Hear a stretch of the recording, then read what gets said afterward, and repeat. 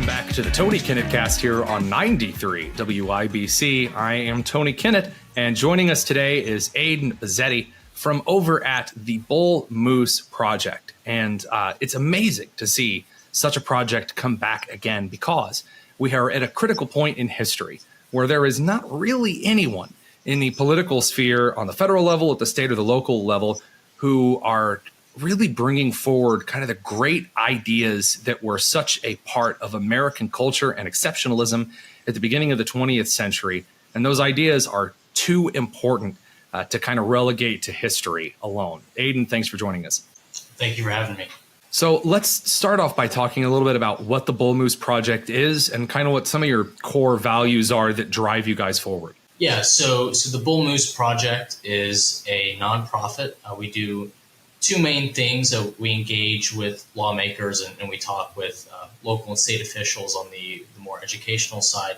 But what really drives our mission is a belief that there's been something lost in the conservative movement that we can regain, that we believe is best exemplified by Theodore Roosevelt, principles that put the American individual at the forefront of policy, where all of our decisions from conservation to antitrust are made with the individual capacity of Americans in mind. So when you say Americans in mind, this really drives kind of a weird spike into, I would say, what a lot of issues in modern state and federal government seem to miss, because a lot of people claim to be for Americans, but both at home and abroad, this idea that we're actually crafting policy to really drive Americans into a place of success and, again, of exceptionalism.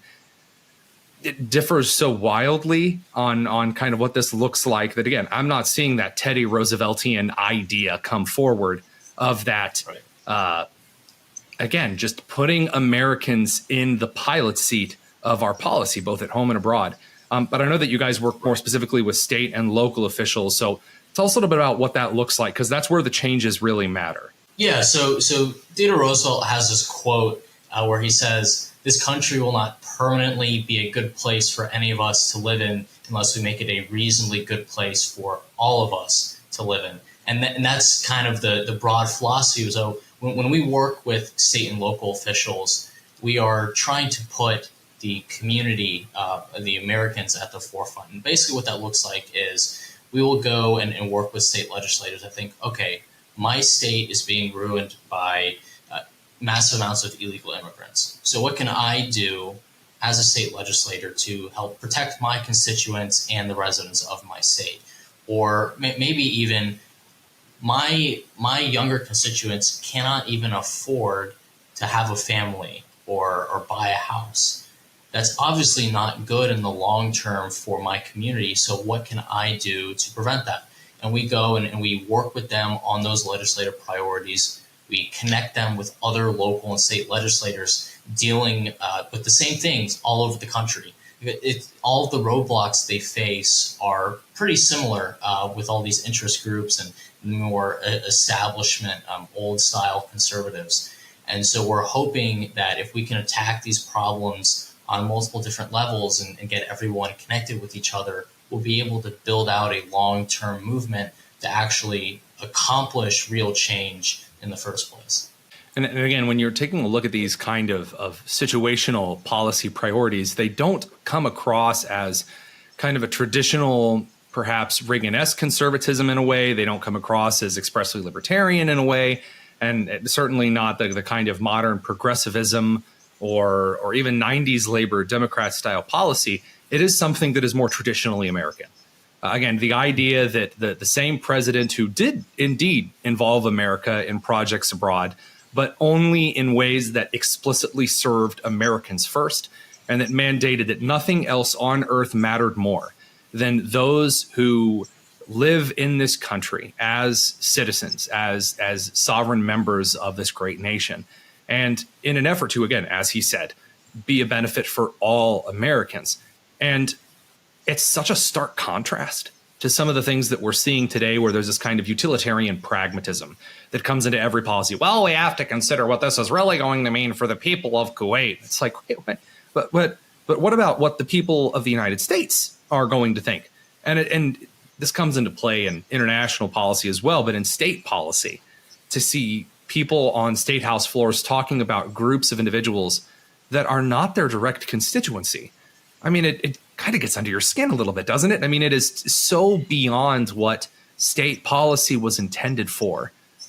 You guys must have really fertile ground to advance on, at least with what you guys are up to over at Bull Moose. Yeah, the kind of civil war that's been undertaken in the conservative movement is pretty varied, but there is a very strong ground for elected officials who realize that something is wrong, and they realize that the last 40, 50 years of policy has not been positive at all, really, and they're willing to be less dogmatic from the Reagan era and more pragmatic, more open to different kinds of policy or different strategies on implementing policy, different ways of thinking where they can sit back and say, okay, so this tax policy hasn't worked for the last 40 years. In fact, the incomes in my area have gone down, or the tax burdens have gone up and people can't afford anything.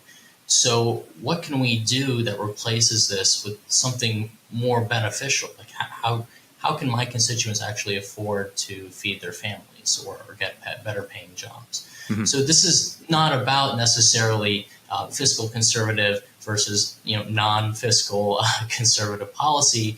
It's about what can we do that is inventive, that's not the same old status quo, that provides tangible economic and cultural benefits for constituents, for Americans. And exactly what you're saying, that this is not about... That's the key. Yeah, that is the key. It is not about other countries. It's not about foreign nationals. It's not about illegal immigrants. It is 100% how can we benefit our community now on an economic level and on a cultural level?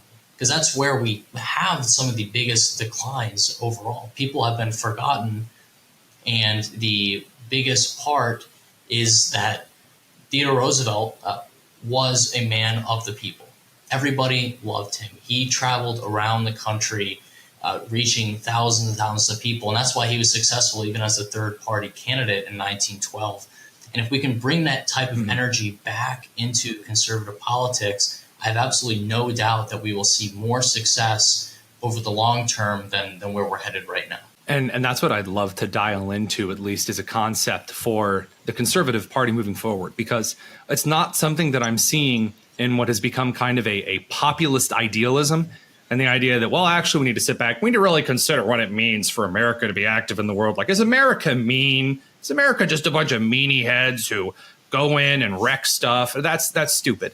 And then there's the other side of conservatism that almost says that America needs to be the big brother serving all of these other peoples. Well, what's this population of this country going to feel and all of this? Whereas, again, decidedly pro-American policy considers what is in the best interests of the individuals in the United States. Hey, you know what helps me feed my family?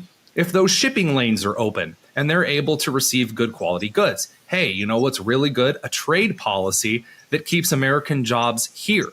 And that may mean that this may be a policy that perhaps the average populist supports, or the average conservative, or the average libertarian. I like what you're saying in that these are actual tangible results. You're looking at the effects right in front of us about these kinds of policies that are good and bad for Americans immediately and in the long term.